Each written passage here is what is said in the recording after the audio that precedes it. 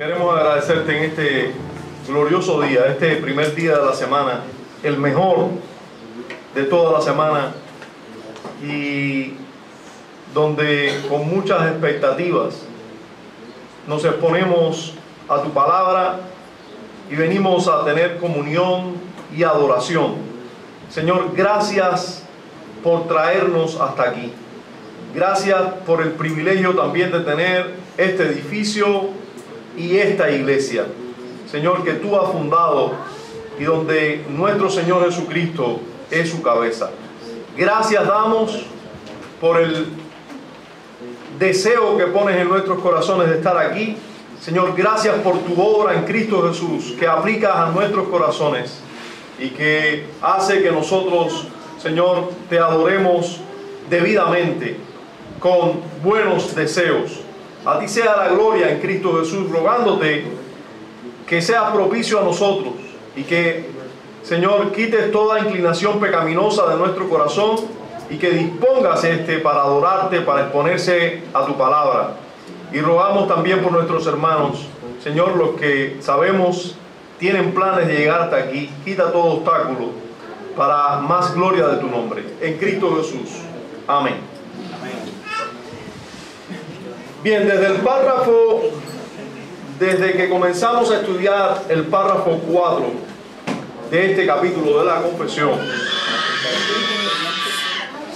de la divina providencia, comenzamos a ver el gobierno divino sobre el pecado o acciones pecaminosas. Espero que usted esté familiarizado o recuerde que comenzamos a ver que Dios gobierna todas las cosas, y comenzamos a ver a partir del párrafo 4 que incluso los pecados entran dentro del gobierno divino.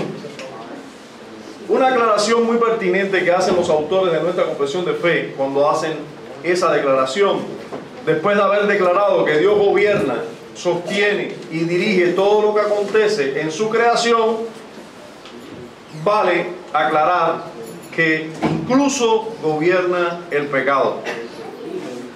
Si Dios gobierna todas las cosas, entonces ¿qué hay con las acciones pecaminosas de los ángeles y de los hombres? Pues los teólogos del siglo XVII, por supuesto, teniendo en cuenta todo lo que habían dicho los cristianos antes de ese siglo, hicieron frente a ese reto y, revisando las escrituras, pudieron dar respuesta, y una respuesta realmente certera y nosotros sabemos bíblica. Ahora, delante de nosotros tenemos esas respuestas resumidas.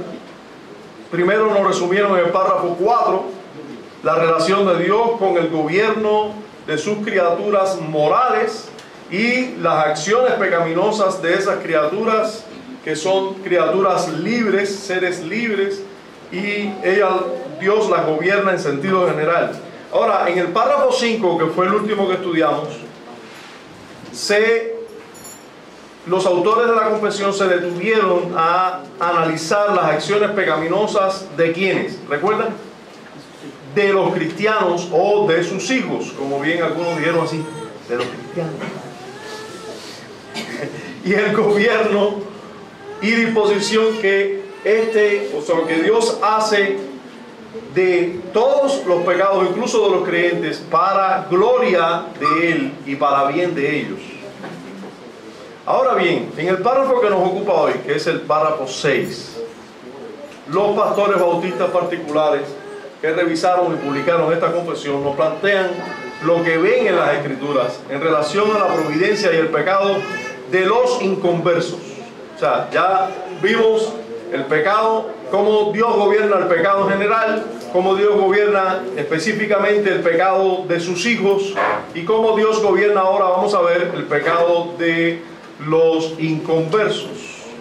Entonces, podemos enfrentarnos al estudio de este tema con la seguridad de que daremos respuesta a preguntas que muchas veces se evitan hacer. A veces los creyentes evitan hacer estas preguntas temiendo que no haya respuesta para ello en la Biblia, o en el mejor de los casos porque pensamos que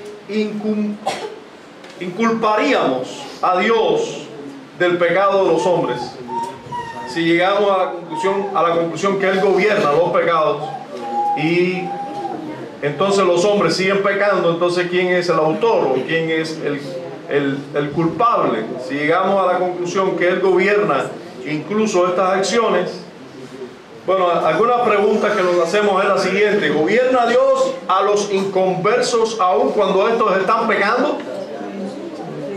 ¿Gobierna Dios eso? ¿Pudiera Dios evitar los pecados de los impíos? ¿Pudiera Dios evitar los pecados de los impíos? Y también pudiéramos preguntarnos, algunos quizás se preguntan, ¿por qué los impíos en ocasiones actúan como si estuvieran ciegos y sordos? Cuando nosotros como creyentes vemos sus acciones, pero no ven.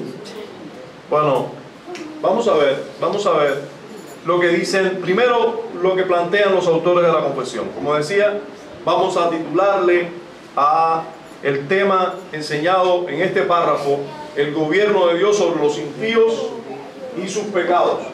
Bien, teniendo en mente, hermanos, que cuando nosotros decimos el gobierno de Dios sobre, estamos hablando de la divina providencia. O sea, estamos usando otros términos, pero es exactamente lo mismo. O sea, la verdad que encierra es la misma. La divina providencia no es otra cosa que el gobierno providencial o el gobierno de Dios sobre algo en específico. Hemos visto Dios gobierna todas las cosas, y ahora vamos a ver esa divina providencia o ese gobierno divino también sobre el pecado de los impíos en específico. Bien, dicen así los autores de la confesión: en cuanto a aquellos hombres malvados e impíos a quienes Dios, como juez justo, ciega y endurece por sus pecados anteriores, no solo les niega su gracia, por la cual el entendimiento de ellos podría haber sido iluminado y se podría haber obrado en sus corazones, sino que a veces también les retira los dones que tenían y los deja expuestos a aquellos objetos que sus corrupciones convierten en oportunidades para pecar. Además, los entrega a sus propias concupiscencias, a las tentaciones del mundo y al poder de Satanás. Por lo cual llega a suceder que ellos mismos se endurecen, incluso bajo aquellos mismos medios que Dios usa para ablandar a otros. O sea, si se dan cuenta, la declaración de los autores de la confesión es una declaración, en primer lugar, valiente, pues tratan con el tema del pecado de los impíos y el gobierno de Dios sobre esos pecados, y lo hacen, pudiéramos decir, de una manera contundente y sin rodeos. Dicen que aquellos hombres malvados e impíos, y vamos a ver precisamente esto escalonadamente, cada una de las declaraciones que hacen los autores de la confesión. En primer lugar, vamos a ver cómo se les llama a los inconversos. ¿Cómo se les llama en esta declaración? Se les llama, gracias, se les llama hombres malvados e impíos. O sea, se les llama, hermanos, aquellos hombres buenos, aquellas personas buenas. ¿Cuántos de ustedes conocen a personas inconversas? A ver, ¿quién me pudiera dar un ejemplo de una persona inconversa? ¿Solo Hitler era inconverso? ¿Verdad que no? Ajá. ¿Verdad que solo Hitler no era inconverso? ¿Qué hay del esposo de algunas hermanas aquí? Son inconversos. ¿Qué hay de los hijos de algunos de nosotros? Son inconversos. ¿Qué hay de algunas personas que nosotros consideramos buenas, un alma de Dios, pero no son cristianas? Son inconversos. Miren cómo los autores de la confesión le dicen, nosotros vamos a ver, la Escritura dice de estas personas, ¿cómo le llaman? Hombres malvados e impíos. ¿Usted sabe qué quiere decir impíos? Sin piedad. ¿Ya? No son piadosos, son impíos. ¿Ya? Entonces nosotros tenemos que saber que nuestras hijas que no son cristianas, nuestros hijos que no son cristianos, nuestros vecinos que no son cristianos, no son personas buenas que Dios no les hace algunos bienes. No, son hombres malvados e impíos. Así los ve Dios y así nosotros tenemos que saber que deben ser vistos. Independientemente de que nosotros como personas tengamos misericordia de ellos, porque nosotros también fuéramos igual a ellos o peor que ellos si no fuera por la gracia del Señor. ¿Ya? No quiere decir que como son hombres y mujeres impías, nosotros ahora lo vamos a tratar con despecho. No, por la gracia del Señor nosotros no somos peores que ellos. ¿Ok? Entonces, pero nosotros tenemos que saber que es correcto llamarles hombres malvados e impíos. Debemos tener eso en mente porque vamos a comenzar a decir lo que Dios hace con estas personas.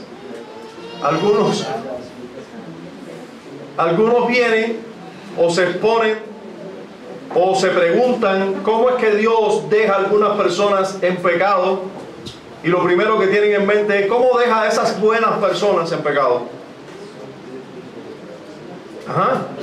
Piensan nosotros que muchas veces ponemos al hombre en el centro del universo y como aquel más importante ser sobre el cual Dios tiene, al cual Dios tiene que servirlo, y Dios tiene que hacerle bien. Entonces nosotros decimos, ¿cómo Dios a personas tan buenas no les da gracia? Porque nosotros ponemos en el trono al hombre en vez de al que debe estar puesto en el trono, que es Dios. Muchas veces vamos así que es importante que nosotros entendamos que los autores de la confesión están poniendo al hombre donde tiene que ser puesto, como debe ser juzgado correctamente, según la verdad. Y la verdad, hermanos, es Dios quien dice que es la verdad. Los hombres delante de Dios son hombres malvados e impíos. No son buenos hombres que Dios no les ha negado su favor. No, son hombres malvados e impíos. ¿Ya? Nosotros éramos hombres, mujeres y algunos quizás hasta niños malvados e impíos que Dios quiso tener misericordia de nosotros. Pero nosotros tenemos que tener bien claro que éramos hombres y mujeres malvados e impíos. Bien, teniendo eso en mente, no teniendo en mente que lo que va a ser declarado es lo que Dios determinó con los hombres buenos y mujeres buenas, teniendo eso en mente, vamos a ver que miren lo que dicen los autores de la confesión inmediatamente después. La perfección divina es resaltada. ¿Qué perfección divina? La perfección divina que es resaltada en este párrafo. ¿Qué atributo divino es resaltado en esta verdad declarada? ¿Qué atributo divino es resaltado en el gobierno de Dios del pecado de los hombres malvados e impíos? ¿Qué atributo? Su justicia. Su justicia, como bien me dijeron algunos, la justicia divina. Los autores de la confesión dice como juez justo. Dios, puedes poner el párrafo otra vez, disculpa que tenga que echar atrás, que no te auxilie en eso ahí. Fíjense que dice, en cuanto a aquellos hombres malvados e impíos a quienes Dios como juez justo. ¿Qué es lo que he resaltado aquí? La justicia de Dios. Hermanos, Dios es justo. Dios es justo. Y justicia implica que si tú eres malvado e impío, lo que mereces, ¿qué cosa es? Castigo. Juicio. Un juicio justo. Y yo pregunto si Dios no tiene el derecho de ser justo con todos incluso. Pregunto. Un juez justo, que es Dios, ¿no puede ser justo? Y si todos nosotros somos malvados e impíos, ¿no merecemos la ira de Dios? Todos merecemos la ira de Dios. Ahora, si Dios tuvo misericordia de una persona, ya Dios está teniendo mucha misericordia. Sin embargo, Él ha tenido misericordia de muchos. Ahora, nosotros tenemos que saber que cuando Dios gobierna el pecado de los malvados e impíos, no estamos hablando de hombres buenos, porque hombres buenos no hay, a menos que Dios los haga buenos. ¿Ya? Entonces, cuando Dios gobierna el pecado de los malvados e impíos, Dios está resaltando, ¿qué cosas? ¿Qué cosa? Su justicia. Dios está destacando, pudiéramos decir, o se está resaltando la justicia de Dios. Que Dios es justo. Ahora, vamos a ver la manera o el modo de cómo Él gobierna los pecados de los hombres malvados e injustos. Dicen los autores de la confesión, discúlpame otra vez, pero van a tener que virar atrás. Dice,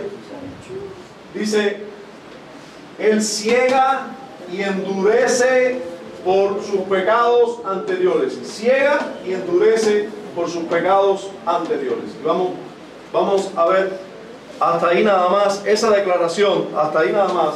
O sea, en cuanto a aquellos hombres malvados e impíos a quienes Dios como juez justo ciega y endurece por sus pecados anteriores. Vamos a ver que hay un pasaje de la Escritura que puede resumir esto, resume esto. Esta declaración que acaban de hacer los autores de la confesión, indudablemente, es extraída de lo que la Escritura enseña. Y vamos a ver eso en Romanos capítulo 1, verso 18. Romanos 1, verso 18, también los versos 24, 26, y luego vamos a ver los versos 28 y 29.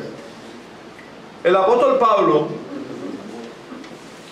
algunos están molestos, yo sé, a algunos les molesta lo que enseña el libro de Romanos, hermano, y quieren argumentar lo contrario a lo que enseña este libro, con pasajes quizás antiguos testamentarios u otros pasajes, pero nosotros tenemos que saber, usted dirá, bueno, con cuánta frecuencia nosotros mencionamos o citamos el libro de Romanos, así como otras cartas apostólicas. Bueno, es que las cartas apostólicas tuvieron la intención de explicar doctrinas, de darle una correcta interpretación a textos de las Escrituras, incluso del Antiguo Testamento. Y por eso aquí hay muchas doctrinas bíblicas necesarias para la iglesia que están resumidas en este libro.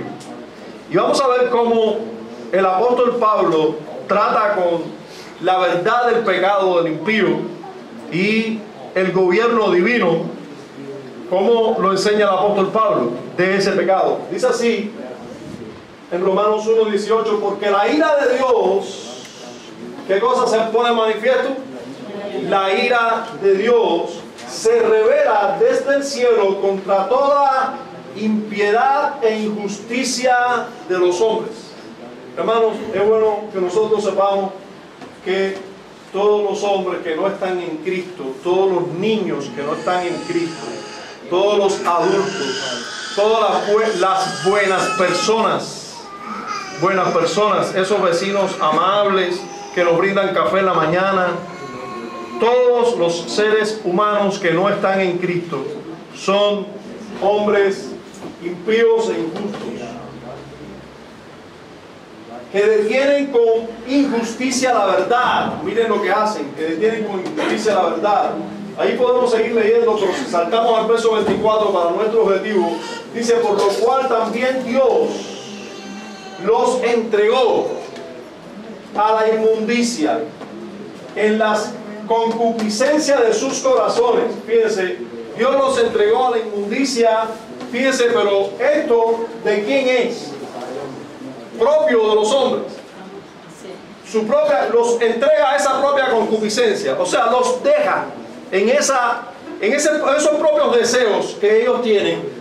Esos propios deseos que nosotros teníamos y que por la gracia de Dios fuimos interrumpidos de seguir andando en esos propios deseos nuestros, bueno, Dios también puede manifestar su ira sobre la impiedad de los hombres, dejándolos en esa impiedad de sus corazones. O sea, Dios los entrega, dice, pero fíjense que los entrega en la concupiscencia de sus corazones. Recuerden, gobierno providencial de Dios, sin embargo, Él no viola la conciencia de ningún ser libre, Él no fuerza a ningún ser libre, Él usa medios, y en este caso, ¿cuál medio usa? Los propios pecados de ellos. Los propios pecados de Dios. Sin embargo, Dios gobierna eso, ¿sí o no? Sí, es importante que nosotros veamos que es Dios quien gobierna eso. Dios los entregó. El apóstol Pablo no niega que es Dios el que los entrega eso, porque Dios gobierna todas las cosas. De modo que, y estoy leyendo la Biblia, deshonraron entre sí sus propios cuerpos, ya que cambiaron la verdad de Dios por la mentira, honrando y dando culto a las criaturas antes que al Creador, el cual es bendito por los siglos de los siglos. Miren cómo parte de la corrupción del ser humano lo lleva a la idolatría, y a la vez la idolatría lo lleva a más corrupción. A más corrupción. En este país hubo toda una generación que idolatró inmensamente a un hombre, o a algunos hombres. ¿Y en cuánta maldad han caído, hermanos? ¿Cuánta maldad le ha seguido a esa maldad? ¿Cuánta maldad? Estas mismas personas son los más mal hablados del mundo, los más corruptos, mentirosos. Bueno, la idolatría les condujo a otros pecados, a los cuales indudablemente Dios los entregó. También podemos ver en Romanos 11, versículo 7. Disculpa, no habíamos terminado de leer. Yo lo tengo aquí completo, pero no lo habíamos leído completo. Por esto Dios nos entregó nuevamente. Pablo no niega esa verdad. Dios nos entregó a pasiones vergonzosas, pues aún sus mujeres cambiaron el uso natural por el que es contra la naturaleza. Y como ellos no aprobaron tener en cuenta a Dios, o sea, los hombres malvados e impíos, no aprobaron tener en cuenta a Dios, Dios nos entregó. ¿Ustedes se dan cuenta? Un pecado, Dios nos dice, te entrego más pecado. O sea, ellos no aprobaron, ellos son responsables, pero Dios también los entrega a una mente reprobada para hacer cosas que no convienen, estando atestados de toda injusticia, fornicación, perversidad, avaricia, maldad, llenos de envidia, homicidios, contiendas, engaños y malignidades. ¿Se dan cuenta de ustedes la maldad de los hombres y el juicio de Dios? Como una cosa no niega a la otra. O sea, Dios gobierna esa maldad, Dios entrega a los hombres a esa maldad, cada vez se hacen peores. Así Dios gobierna muchas veces el pecado de los hombres, los hace caer en sus propias maldades, los deja cuesta abajo en su maldad, no pone freno a esa maldad en muchas medidas, no pone freno, aunque nosotros sabemos que sí hay freno de Dios, si no fueran todavía peor, y de eso vamos a hablar al final de la clase. Pero el hecho de que Dios no ponga freno, eso implica juicio. Por eso una vez más, hermanos amados, cuando veamos situaciones difíciles en nuestras vidas, como cuando veamos providencias aflictivas en nuestras vidas, glorifiquemos a Dios. Probablemente Dios está poniendo freno a alguna maldad nuestra, o quizás nos está llevando al desierto que tanto bien nos hace. Ahora, y probablemente no nos vaya bien todo, y demos gracias a Dios porque no nos va bien todo. Cuando miramos al impío, muchas veces le va bien todo, pero eso es juicio de Dios. El Salmo 73, nuevamente, ¿lo recuerdan? es juicio de Dios, que todo les vaya bien, es un juicio divino. Romanos capítulo 11, versículos 7 y 8. Romanos 11, versos 7 y 8. ¿Qué pues? Lo que buscaba Israel no lo ha alcanzado, pero los escogidos sí lo han alcanzado, y los demás fueron endurecidos.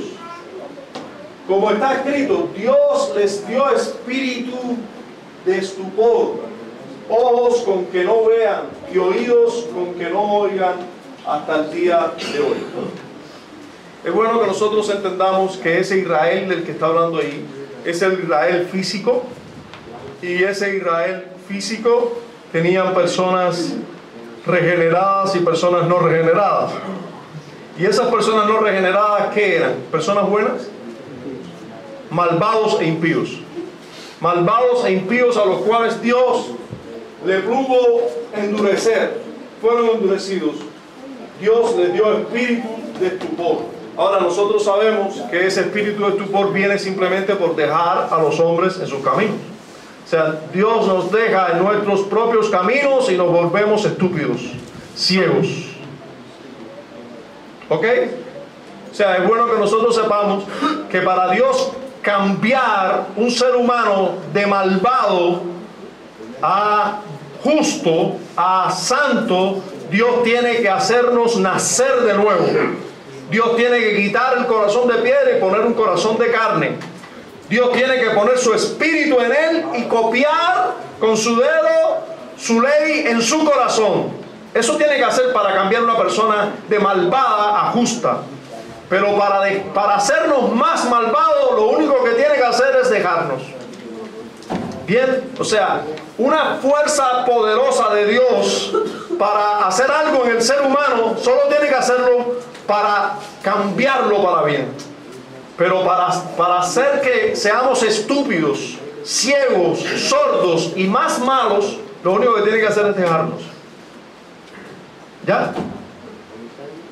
Eso, todo lo que les dije, sin contar que tuvo que darnos un excelente mediador para hacer todo esto en nosotros.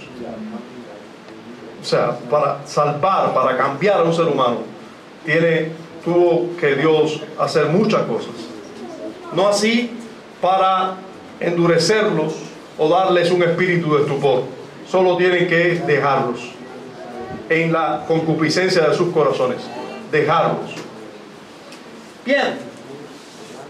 Los autores de la confesión nos dan una explicación de la manera o el modo en que son gobernados. Una explicación de esa manera o modo en que son gobernados. Lo que ya dijeron, que Él los deja.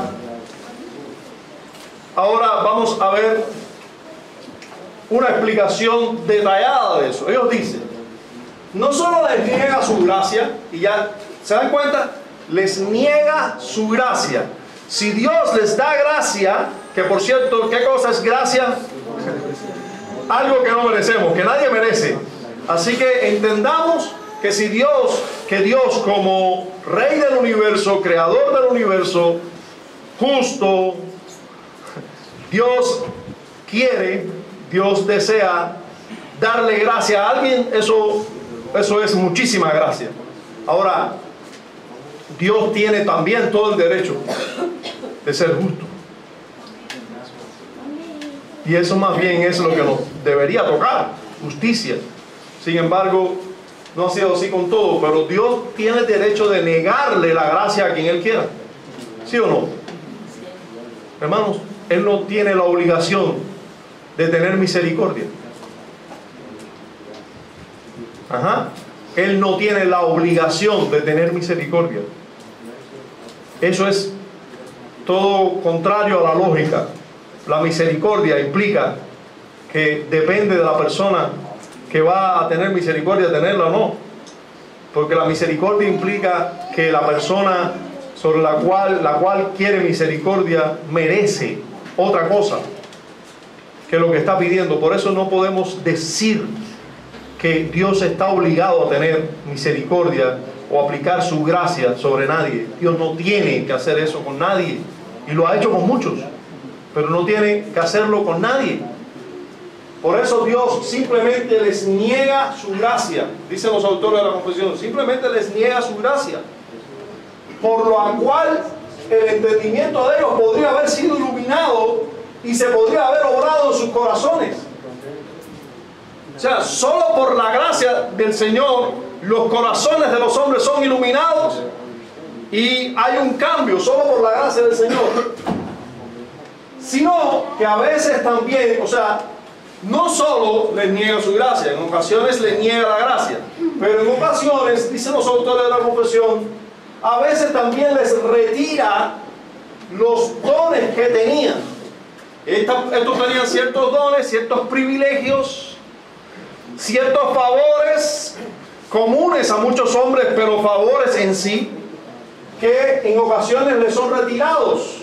Algunas personas, como por ejemplo algunos hombres malvados, son criados en casas de cristianos, como por ejemplo, y están escuchando las escrituras desde que nacieron, y están en iglesias bíblicas incluso, por muchos años, y no se convierten. ¿Sabes qué sucede a veces? Dios les retira esos dones. Terminan siendo las personas más malvadas de las que se puede hablar. Dios tiene ese derecho. Te dio el privilegio, te dio dones, te dio privilegios. Si no los aprovecha, pues Dios se toma la atribución, porque la tiene, de dejar sin los dones que tenían. Y los deja expuestos a aquellos objetos que sus corrupciones convierten en oportunidades. ¿Para qué? Para pecar. O sea, los deja en sus corrupciones. Además, los entrega a sus propias concupiscencias. O sea, Dios sabe muy bien que si Él deja a una persona en sus propias concupiscencias, pues la maldad va a ser horrible. La maldad va a ser horrible. Los deja en sus propias concupiscencias. Y a las tentaciones del mundo y al poder de Satanás. O sea, los entrega a todo lo que les puede llevar a hacer lo que ellos quieren hacer. Entonces, los entrega a eso. Por lo cual, esto es ya una conclusión de esta explicación, por lo cual llega a suceder que ellos mismos se endurecen. Ya, lo que llega a suceder es que ellos mismos, entregados a su maldad, se endurecen cada vez más. Incluso se endurecen bajo aquellos mismos medios que Dios usa para ablandar a otros. Se endurecen bajo esos mismos medios que Dios usa para ablandar a otros. Ellos se endurecen, porque la maldad de su corazón los lleva a endurecerse en vez de ablandarse. Ahora, vamos a ir por parte en toda esta explicación. Primero, los autores de la confesión dicen que les niega su gracia. Negándole su gracia, dice, les niega su gracia por la cual podría haber iluminado su entendimiento y obrado en sus corazones. Miren lo que dice Deuteronomio 29:4. Pero hasta hoy Jehová no os ha dado corazón para entender, ni ojos para ver, ni oídos para oír. ¿Quién es el que da un corazón así? Ojos para ver, oídos para oír. ¿Quién lo da? Dios. No se nos olvide nunca eso. Si nosotros vemos, si nosotros tememos a Dios, si nosotros podemos apreciar su palabra, es gracias a Él. No lo olvidemos. Es su gracia en nosotros. Ahora, si Dios no nos diera esto, nosotros no viéramos, no oyéramos, ya. Y Dios tiene el derecho de dar esa gracia o no. Dios tiene ese derecho. Fíjense cómo esta declaración es una declaración de esas que podemos decir en todo lugar. Cuando una persona no tiene luz, es porque Dios no le ha dado luz. Nadie dice, oh, este tiene una luz propia, este sí tiene tremendo entendimiento, este es un hombre bueno. No, por la gracia de Dios es lo que es. Los autores de la confesión nos dan este texto para que nosotros entendamos que Dios puede dar esto o no. Eso está implícito en el texto. hasta hoy, pero hasta hoy Jehová no os ha dado corazón para entender. Si una persona no tiene corazón para entender, es porque Dios no se lo ha dado. Indudablemente hay personas que no tienen corazón para entender, así que Dios se ha tomado el derecho de no darles un corazón para entender. Ahora es importante porque estamos hablando del corazón, o sea, la esencia misma del ser humano. La esencia misma del ser humano. Cuando Dios les deja en su propia esencia, lo que hacen es ser malvados y cada vez endurecerse más. Y solo si Dios les cambia internamente, profundamente su corazón, entonces si Dios les da otro corazón, entonces pueden ver. Solo entonces pueden ver y oír. Pero también los autores de la confesión dicen que les retira los dones que tenían. También algunas veces les retiran los dones que tenían. O sea, no solamente Él se toma el derecho de no concederles gracia, en ocasión también les retira los dones que tenían.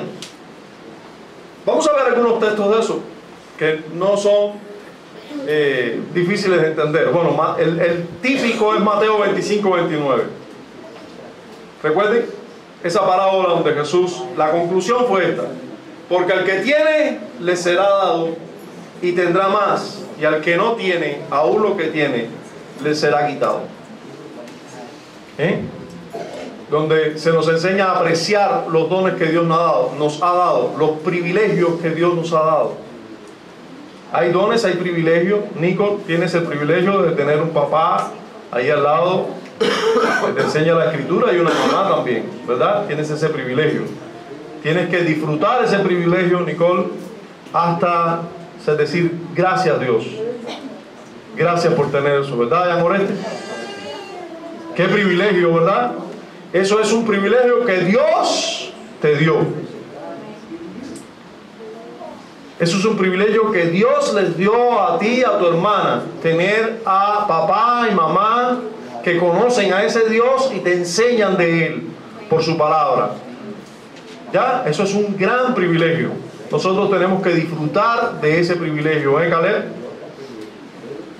¿Qué privilegio? Disfruten ese privilegio, aprovechen ese privilegio, pídanle a Dios que los lleve a conocerlo a Él, así como sus padres lo conocen, porque de lo contrario ustedes son hombres malvados e impíos, que Dios un día les quitará ese privilegio si no lo aprovechan.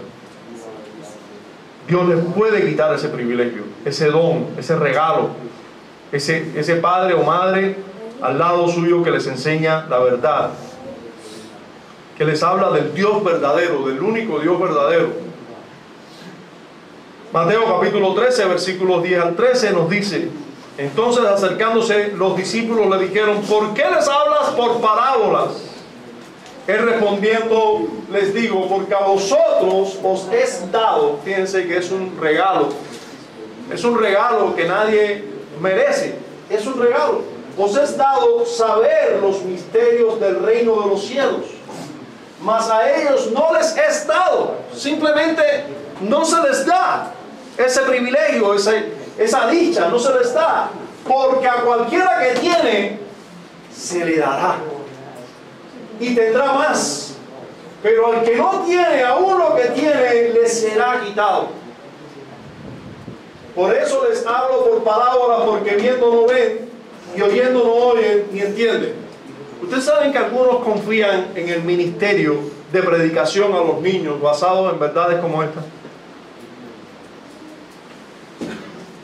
Repito, ustedes saben que algunos ministerios en el mundo confían en que deben trabajar con niños a tiempo antes de que se les quite algunos dones. Los niños, naturalmente, todavía que cuando son niños, tienen la capacidad de recibir información y creerla. Por supuesto que nosotros sabemos que un niño se tiene que convertir, pero hermanos, cuando lleguen adultos, puede ser que ya se le hayan quitado algunos dones y no creer nada y estar en tanta maldad y su corazón tan inclinado a la concupiscencia que no quieren nunca oír del Evangelio. Pero los niños están receptivos al Evangelio. Por eso debemos aprovechar, papá y mamá, abuela, abuelo, debemos aprovechar para enseñar a los niños pequeños la verdad del Evangelio. Un día quizás se les quite el don de recibir la verdad de la palabra. Por eso nosotros dejamos que estos niños entren aquí, aunque no estén con sus padres, que vengan. ¿Cómo se llama el amiguito de nosotros, Kika? Iván. ¿Cómo se llama? Iván, por eso nosotros queremos que estés aquí escuchando la verdad de las Escrituras, sí. Y también los niños que vienen contigo necesitan escuchar la verdad de las Escrituras. Necesitan escucharlo y creerlo. Ahora, quizás cuando sean más grandes no quieren escucharlo y entonces se perderán al infierno para siempre. Entonces, miremos que esto es una verdad declarada. Esto es una verdad declarada. Yo recuerdo cuando comenzamos a entender las doctrinas de la gracia en nuestra iglesia, teníamos aquí, nosotros vivíamos con un familiar nuestro que era creyente o que es creyente, incluso era líder en la iglesia cuando nosotros éramos carismáticos, y él, bueno, éramos arminianos, y comenzamos a ver las doctrinas de la gracia, y él decía, con razón las parábolas dicen, por eso les habló por parábola, porque viendo no ven y oyendo no oyen ni entienden. A uno les es dado y a otros no. Él decía, pastor, yo sabía eso que decía ahí, estaba fuerte. Eso no me encajaba con el arminianismo. Bueno, todos conocen de quién estoy hablando, ¿no? Los que lo conocieron, Pabuchón. Bien, esta es una de las verdades. Algunas, o sea, no solo les niega la gracia en ocasión, también les retira los dones que tenían, pero también los autores dicen que los deja expuestos. Los deja expuestos, dice así de esa manera, los deja expuestos a las cosas que su corrupción convierte en ocasión de pecado. O sea, no los libra, sino que los deja expuestos. ¿Se dan cuenta? ¿Se dan cuenta que la acción divina no es de una acción poderosa para hacerlos malos? No, todo lo contrario. Es una acción de no actuar para que ellos sigan en sus maldades. ¿Ya? Deuteronomio 2:30. Mas Sejón, rey de Hesbón, no quiso que pasásemos por el territorio suyo. ¿Y por qué Sejón hizo eso? Esa maldad. Porque Jehová tu Dios había endurecido su espíritu y obstinado su corazón para entregarlo en tu mano como hasta hoy.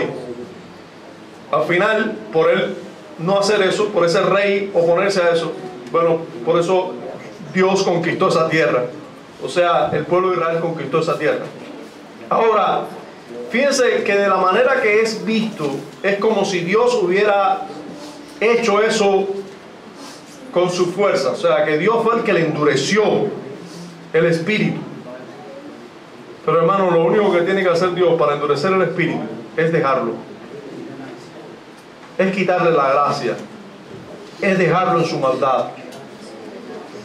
De la única manera que tenemos buenas acciones, no se endurece nuestro corazón y nuestro espíritu por la acción divina. Los autores de la confesión también dicen que los entrega a sus propias concupiscencias, o sea, a su maldad de su corazón, a la maldad de sus corazones, a las tentaciones del mundo, los deja a las tentaciones del mundo y al poder de Satanás. Ahora, ustedes se dan cuenta que ahí está la definición que hicieron teólogos anteriores. ¿Cuáles son los enemigos del cristiano? ¿Se dan cuenta que están ahí? La carne en primer lugar, el mundo en segundo lugar y Satanás en tercer lugar. O sea, me gusta mucho ese orden que usan los autores de la confesión, porque a veces nosotros ponemos, si hablamos de un carismático, ¿quién es el principal enemigo? Satanás. Primero Satanás. El mundo ni lo tienen en cuenta. aunque hablan constantemente de ello. Y la carne ni es considerada muchas veces. O sea, su propia naturaleza pecaminosa, o sea, la maldad de ellos, de eso no se habla. Ahora, hermanos, sí, estos son enemigos del ser humano en sentido general, del creyente también, porque el creyente está en este mundo y el creyente no ha sido santificado totalmente. Pero cuando Dios deja a los impíos, a los malvados, los deja expuestos a sus propios enemigos, porque su propio corazón es su enemigo. También el mundo y cómo está organizado, a qué nos lleva, a qué vicios tiene, qué ofertas hace el mundo. Una televisión llena de entretenimiento, y ustedes lo ven de novela en novela, de serie en serie, perdiendo el tiempo, o en vicios que el mundo mismo promueve, ya sea sus amistades, su círculo, y todo eso también Satanás lo potencia. Nosotros tenemos que saber que esos son enemigos nuestros, enemigos de todo el mundo. Esas son verdades que enseña la Escritura. Vamos a verlo rápidamente en Salmo 81, versos 11 y 12.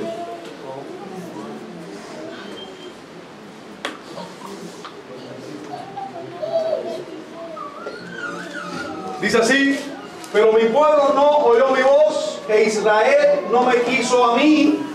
Lo dejé por tanto a la dureza de su corazón, caminaron en sus propios consejos. Es bueno que nosotros sepamos que ese Israel del que se está hablando es dentro de Israel, el pueblo de Israel, los no convertidos dentro del pueblo de Israel, ¿ya? Los impíos dentro del pueblo de Israel. Hay un Israel dentro de Israel que siempre es el Israel espiritual, que siempre es el que ha creído en la promesa y es el que ha sido salvo por la gracia en Cristo Jesús, que sí oye la voz de Dios siempre, porque mis ovejas siempre oyen mi voz y me siguen y yo las conozco y yo les doy vida eterna y nadie las puede separar de la mano de mi Padre. Entonces esas ovejas siempre oyen a Dios, pero dentro del Israel físico siempre hubo malvados. Y esos malvados no oían a Dios, no oían su voz, y nunca quiso a Dios. Por eso, ¿qué hace Dios? Como juicio los deja en la dureza de su corazón. Piense que no tiene que hacer nada, hermano, solo dejarlos. Eso es lo que dice la Biblia. Los deja en la dureza de su corazón. ¿Por qué Él lo endurece? Dejándolos.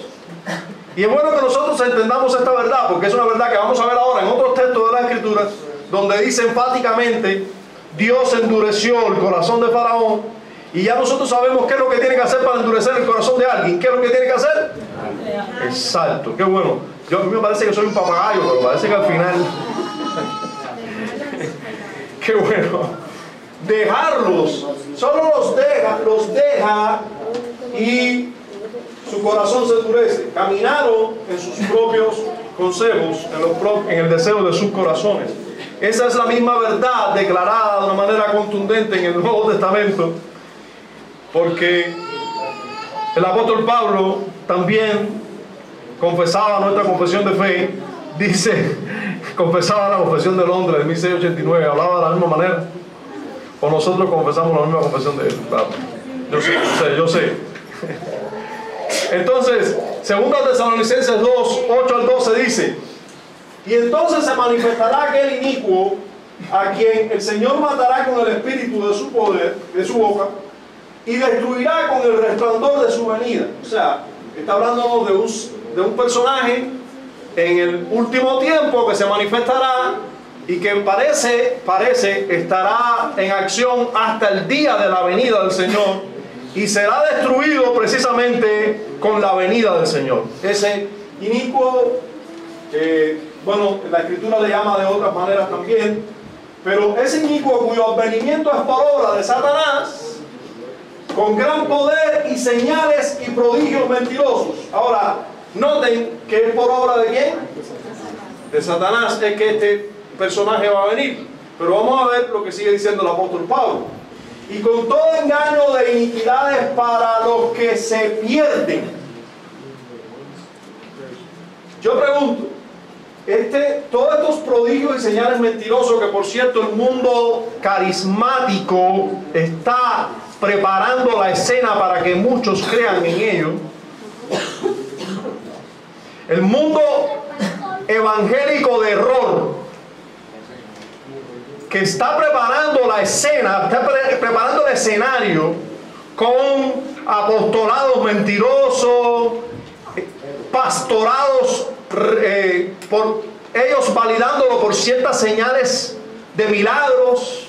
Lo que están es preparando la escena para que venga el anticristo, tenga un ministerio parecido con señales de verdad y prodigios de verdad, todos señales y prodigios mentirosos, para que entonces muchos corran detrás de esos ministerios pensando que son de Dios cuando no son de Dios. Claro, ¿quiénes son los que van a correr detrás de ellos?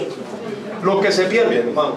Los que van corriendo detrás de los milagros porque quieren milagros para ellos, porque ellos son los dioses de ellos. Lo único que quieren es milagros para ellos, sanidades para mí, milagros para mí, abundante dinero para mí, porque todo eso va junto. Ministerio de la prosperidad, salud, bienestar. ¿Para quién? Para mí. Dios, sírveme. Ah, ¿tú quieres un Dios que te sirva? Ahí va a venir el anticristo haciendo milagros y señales prodigiosas para ti. Porque tú lo que eres un orgulloso, tú eres alguien, tú estás sentado en el trono, tú no quieres que Dios haga su voluntad, aunque te mate. No, tú lo que quieres es vivir abundantemente. Sano, próspero, tu mejor vida ahora. Ajá, eso es lo que tú quieres. Bueno, hay un ministerio, todo un ministerio dentro de la llamada iglesia contemporánea, que es falso y que desgraciadamente el movimiento carismático, donde hay algunos creyentes, está validando, pero lo que están haciendo es preparando la escena para que el anticristo venga y tenga ya un lugar donde ministrar. Ajá, bien, esos señales prodigiosas van a engañar, sí, pero ¿a quién? A los que se pierden, porque los santos no van detrás de eso. Por cuanto no recibieron el amor a la verdad para ser salvos. Tú les enseñabas la verdad, les predicabas la verdad, pero ellos querían mentira. No, la verdad no. No quiero hablar de doctrina. No me interesa la verdad. Y entonces Dios, tú no quieres la verdad. Tú no quieres la verdad. Dice, por cuanto no recibieron el amor de la verdad para ser salvos, por esto Dios les envía un poder engañoso. Ahora yo pregunto, ¿no era por obra de Satanás? Sí, sin embargo, dice el apóstol Pablo, junto con los autores de la confesión de fe, que es Dios quien gobierna todo eso. Dios les envía un poder engañoso. Estos personajes son enviados por Dios, un poder engañoso, para que crean la mentira, porque a ustedes les gusta todo esto, crean la mentira a fin de que sean condenados todos los que no creyeron a la verdad, sino que se complacieron en la injusticia. Ustedes se complacen en la injusticia y en la maldad, arriba. Algo, un poquito de otra porción de lo que a ustedes les gusta. No quieren adorar al único Dios verdadero, les gusta un Dios falso, pues arriba, un Dios falso para ustedes. ¿Se dan cuenta que Dios no les fuerza nada? Que Dios les da exactamente lo que ellos quieren.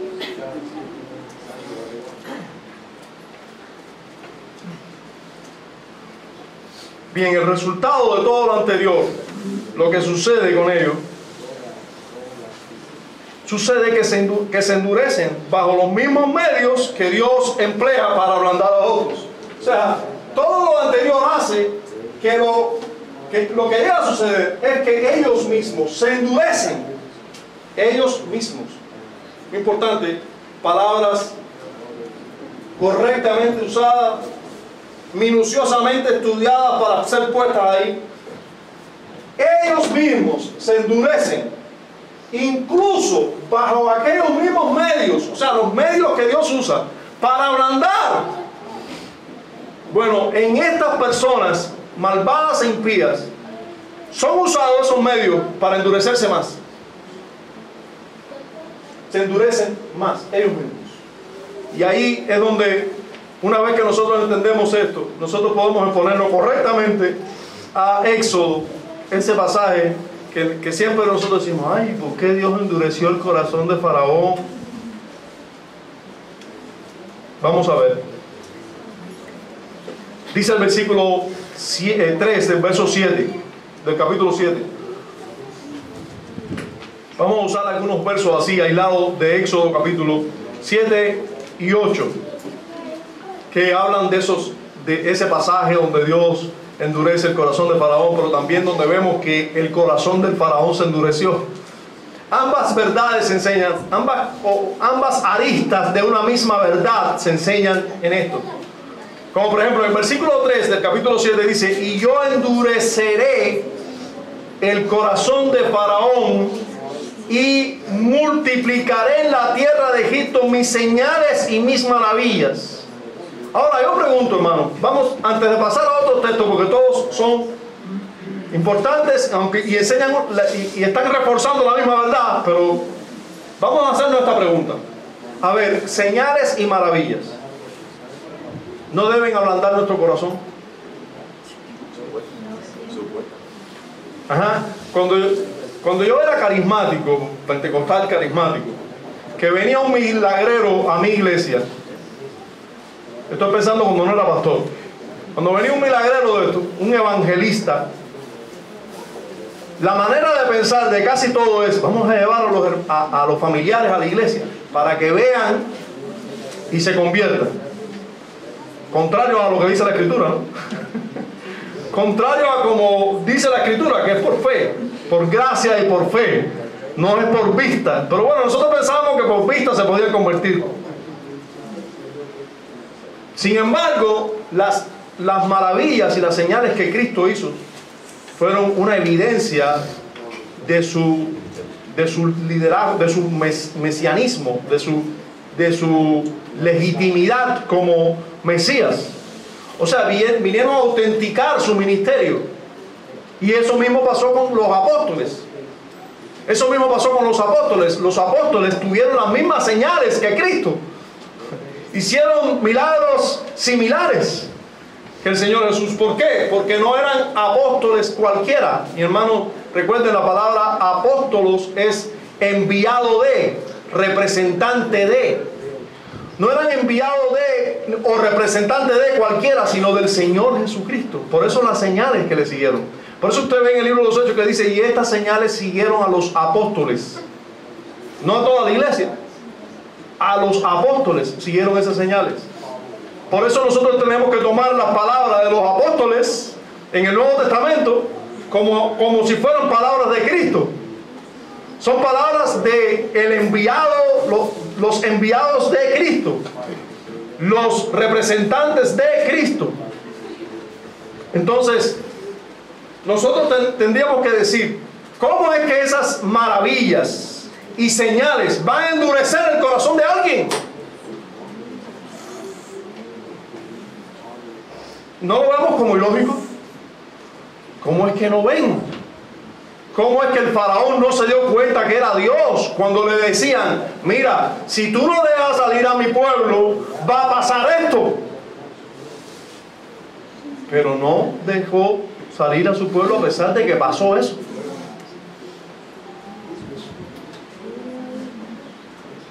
Lo que debió haber pasado es que se ablandara el corazón, no que se endureciera, más se endurecía. Porque si Dios, hermano, no hace algo extraordinario, tú puedes venir aquí y verme a mí, que soy cristiano, hacer señales y prodigios. Eso no va a hacer nada.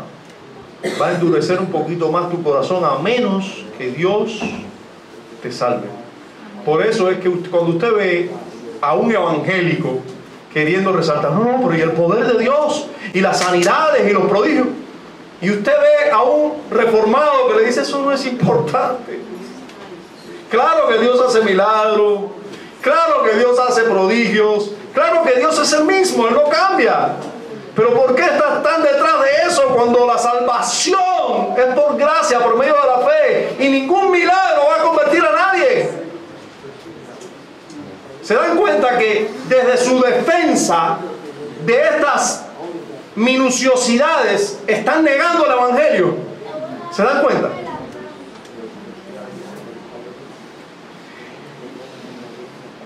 Maravillas y señales. ¿Y qué lograron sobre Faraón? Endurecer el corazón. En el verso 13 de ese mismo capítulo 7, en el verso 13 dice: e hizo Jehová conforme a la palabra de Moisés, y murieron las ranas de las casas, de los cortijos y de los campos, y las juntaron en montones, y apestaba la tierra. Pero viendo Faraón que le habían dado reposo, endureció su corazón y no los escuchó como Jehová lo había dicho. ¿Se dan cuenta, hermano? Dios endureció, sí, porque Dios lo deja, pero es Faraón quien endureció su corazón. ¿Se dan cuenta que también la frase endureció el Faraón su corazón está ahí en las Escrituras? Ambas cosas, ambas aristas de esta verdad hacen la verdad sobre este asunto. ¿Por qué es endurecido el corazón? Porque Dios no hace nada para que se ablande. Dios simplemente lo deja. Y las mismas señales que hicieron que el pueblo de Israel mirara con fe y dijeran: ah, Dios, tremendo. Esas mismas señales hacían que Faraón se endureciera.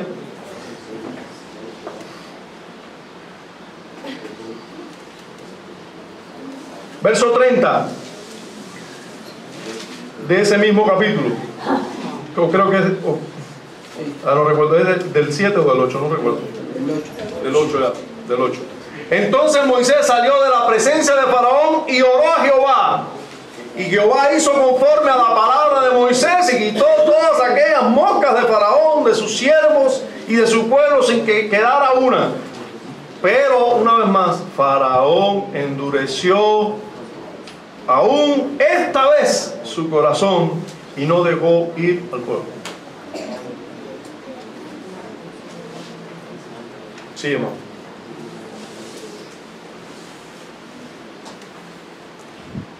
Bajo las mismas acciones que otras personas son ablandadas, los impíos, porque no tienen la obra del Espíritu de Dios para salvación, con gracia, lo que hacen es endurecerse.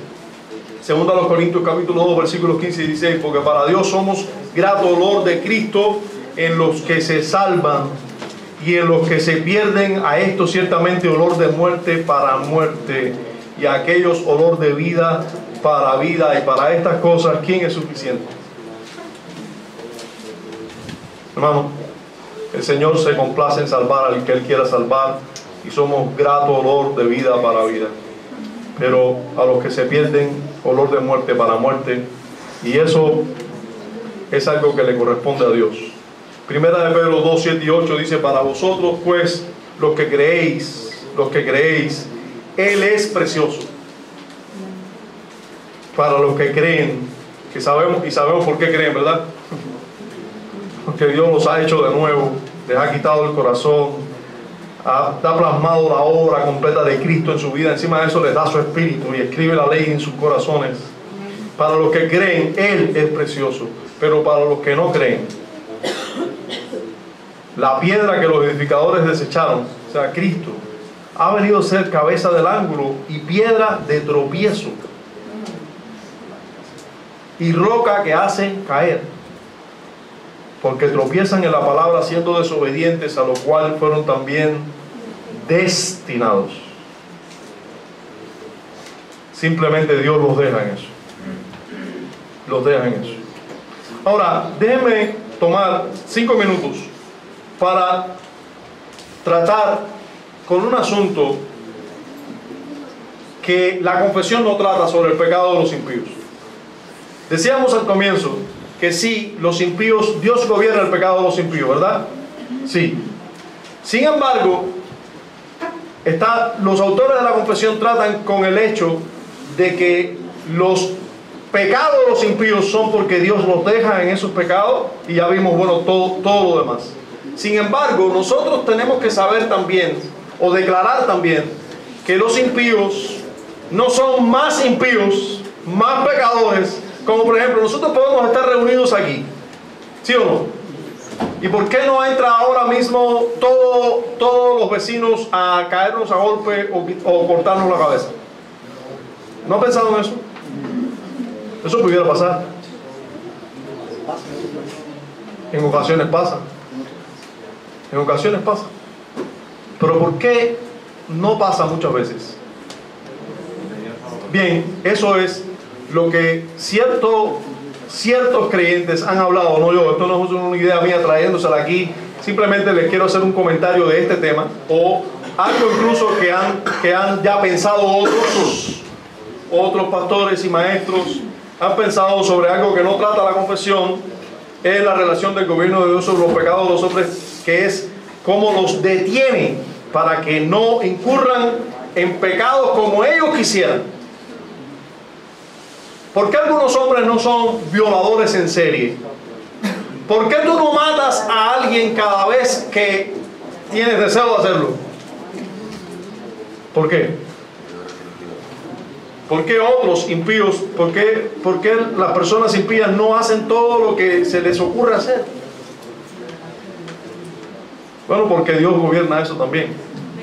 Como por ejemplo, una de las cosas que podemos declarar es que es lo que dijera alguien por el resto de la naturaleza vieja que hay en ellos. Y en el caso de los impíos, la naturaleza vieja, ¿qué cosa es? Es lo poco bueno que queda en ellos. Para un creyente, la naturaleza vieja es el viejo hombre, es lo malo. Porque hay una naturaleza nueva que es en Cristo y que es el Espíritu de Dios y que es buena. Por eso la vieja es mala. Pero para un impío, la naturaleza vieja es buena porque ellos son malos. La naturaleza vieja, ¿qué sería? La obra de Dios en el corazón de todos los hombres. O sea, todos los hombres son hechos a imagen de Dios. Tienen la ley escrita en sus corazones de alguna manera cada vez más borrosa por el pecado. Cada vez la conciencia está más ciega, sorda y a no ver. Pero todavía Dios trata con la conciencia de los hombres. Todavía un asesino, por malo que sea, sobre todo cuando lo hace por primera vez, su conciencia no le deja vivir. Todavía un ladrón, sobre todo cuando lo hace por primera vez, cuando roba, no se siente bien. Todavía un adúltero le pasa lo mismo. Una persona cuando va a una relación extramarital, por primera vez sobre todo, no le va bien, o no se siente bien, sabe que está haciendo algo mal hecho. Y así pasa cuando tú dices una mentira por primera vez, etc. ¿Pero por qué? Porque hay una vieja naturaleza, hablando de lo que hay en el corazón de todos los seres humanos, que es la ley de Dios, esa obra escrita en el corazón, de la que nos habla Romanos, y que nosotros podemos ver en toda la escritura, donde el autor, o sea, el apóstol Pablo dice, porque cuando los gentiles que no tienen ley, hacen por naturaleza, o sea, porque Dios los hizo así, lo que es de la ley, o sea, hacen algo bueno, prestan, ayudan, no matan, no adulteran, no mienten, odian la mentira. ¿Tú no has visto inconversos hacer eso? ¿Por qué, hermano? ¿Por qué? Porque no son perros ni gatos, son seres humanos creados a imagen de Dios, y esa imagen de Dios está en ellos todavía. Y no ha sido totalmente borrada. Todavía queda algo. Y la Biblia lo reconoce. Que ellos cuando hacen por naturaleza lo que es de la ley, estos están diciendo, aunque no tengan ley, aunque no se les haya puesto una ley externa, y ellos no creen en esa ley externa, de todas maneras son ley para sí mismos. Esa ley escrita en su corazón, le dice, mostrando la obra de la ley escrita en sus corazones, dando testimonio. ¿Qué cosa? Su conciencia le dice, yo no hago bien mintiendo, yo no hago bien hablando mal de fulana, yo no hago bien. Usted dice, oye, lo que le falta a esta persona es ir a la iglesia nada más. No, lo que le falta es convertirse. esto que tú estás viendo bueno en ella es simplemente un rezago de la vieja naturaleza, de la obra de Dios en el corazón de todo ser humano. De todo ser humano. Entonces esto les puede acusar, la conciencia les puede acusar o puede defender en sus razonamientos. Por eso podemos ver en todo lugar una corte de justicia. ¿Por qué hay una corte de justicia para los hombres y que juzgan el matar, juzgan el robar? ¿Por qué? Hermanos, simplemente porque hay una ley escrita en el corazón del ser humano. Miren lo que dice este hermano, que es un comentarista presbiteriano, por cierto, de la Confesión de Westminster. Dice, Williamson dice: la razón por la cual los malos a menudo hacen lo que es exteriormente bueno es porque ellos también tienen restos de su naturaleza vieja. Pero en este caso, la naturaleza vieja encuentra sus raíces en la naturaleza sin pecado que le pertenecía a Adán antes de la caída. La conciencia aún retiene algún recuerdo de la ley de Dios que estaba escrita ahí en el comienzo. Desde el comienzo está escrita ahí, solo que cada vez está más borrosa, pero está ahí, hermano, está ahí esa ley. Y hermano, nosotros pudiéramos añadir, también les digo, esto no es de mi autoría, yo no soy el que pensó en esto, ya muchos otros hombres de Dios han pensado en esto, yo solo les traigo el resumen de lo que han creído otros, y yo con ellos, es que también hay otras agencias que son usadas por Dios para restringir el pecado. Hay otros medios que Dios usa para restringir el pecado de los hombres. ¿Cuáles son esas otras? Aparte de esa ley escrita en su corazón. Bien, la ley en sentido general, o sea, las leyes en sentido general, leyes sociales, los gobiernos civiles que hacen que esas leyes sociales se cumplan, como por ejemplo, ¿qué pasa si usted mata a alguien? Mínimo, en Cuba vas preso. Sabemos que si matas a una vaca es peor, pero si matas, de todas maneras, hay una ley, ¿verdad? Entonces, ¿por qué muchas personas no entran aquí a matarnos a nosotros? Bueno, porque saben que la ley y el gobierno civil le va a aplicar una sentencia que, por débil que sea, por frágil que sea, va a ser una sentencia, va a ser mal para él. Entonces, cuando las personas no lo hacen cuidándose a sí mismos. ¿Entienden? Se están protegiendo a sí mismos, y ellos no quieren estar presos, ellos quieren tener prosperidad. Entonces, Dios usa eso para que no sean más malos. Por eso usted encuentra que cuando ha habido reyes que no tienen ley, que ellos son la ley y ellos son Dios, son tremendamente malvados.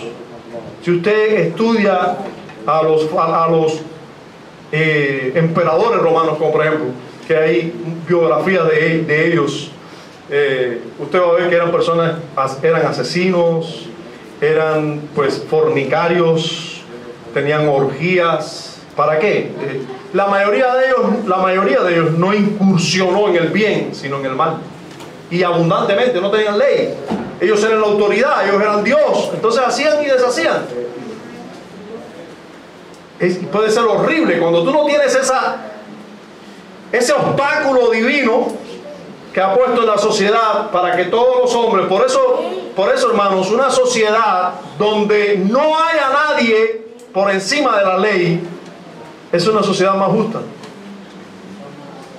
Por eso una sociedad donde hay personas que están por encima de la ley, y todos saben de qué sociedad estamos hablando, es tan injusta.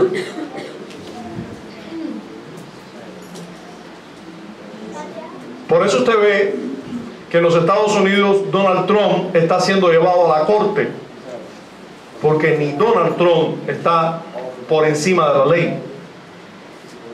Por eso es que usted ve que muchos cubanos se van a los Estados Unidos.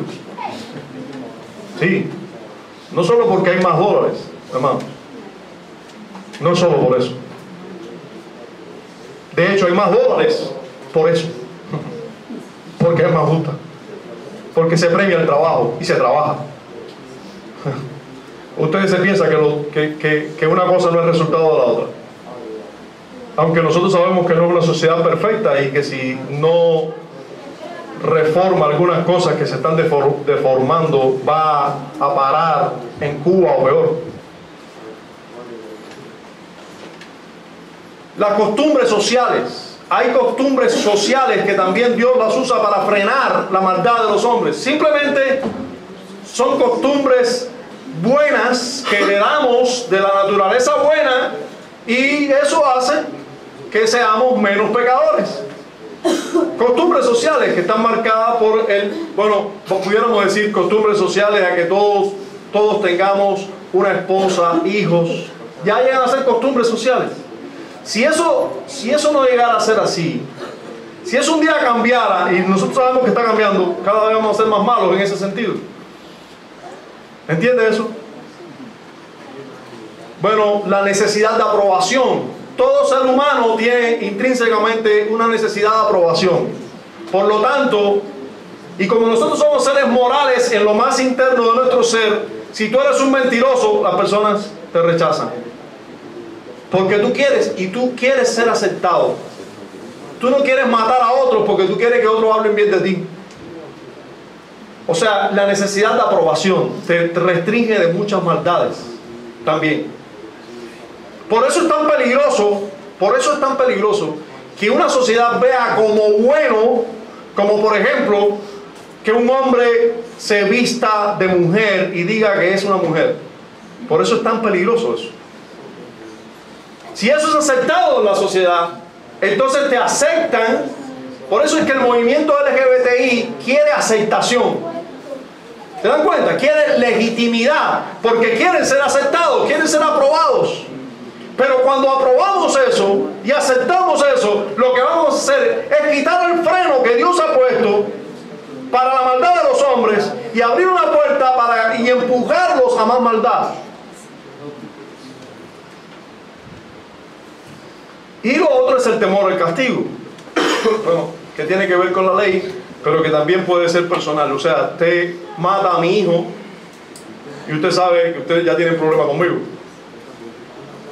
Usted, cuando va a matar a alguien, seguro está pensando, cualquiera que va a matar a alguien está pensando, bueno, cuando sus familiares, sus seres queridos lo sepan, pues van a venir en contra mía. Entonces, todo el mundo, todos nosotros tenemos un temor que Dios ha puesto para frenar nuestra maldad. Así, por eso no somos violadores, por eso no somos ladrones en serie, porque tenemos temor al castigo.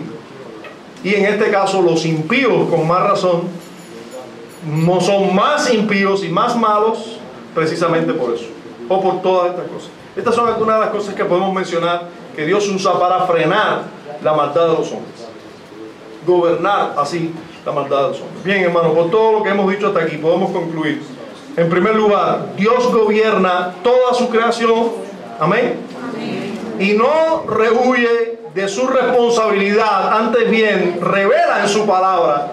Él revela en su palabra que Él gobierna aún sobre los impíos en sus pecados.